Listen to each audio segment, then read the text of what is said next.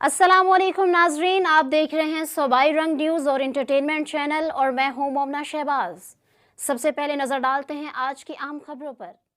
अब बात कर लेते हैं सरगोधा की। तो सरगोधा में यूरिया खाद की किल्लत और ब्लैक मार्केटिंग फरोख्त पर पाकिस्तान किसान इत्तेहाद के सदर मोहम्मद यूनुस रांझा की जानिब से प्रेस क्लब सरगोधा के बाहर एहतजाज किया गया, जिसमें सदर यूनुस रांझा ने कहा, पूरे पंजाब में किसान सरापा एहतजाज है।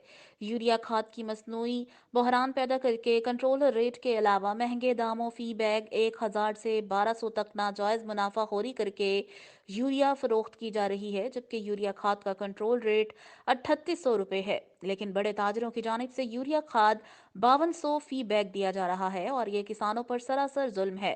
इंतजामिया सरगोधा इस जुल्म को रोकने के लिए कार्रवाइयां इसलिए नहीं करती क्योंकि भारी रिश्वत से इंतजामिया को खामोश करवा दिया जाता है। पाकिस्तान किसान इत्तेहाद के सदर ने मुतालबा किया, commissioner Sargodha, chief secretary Punjab, वजीर आला पंजाब और सेक्रेटरी ज़राअत से होश के नाखून लें और किसान को सस्ते दामों कंट्रोल रेट पर यूरिया दस्तयाब करें ताकि किसान ज्यादा से ज्यादा गंदम की पैदावार हासिल कर सके।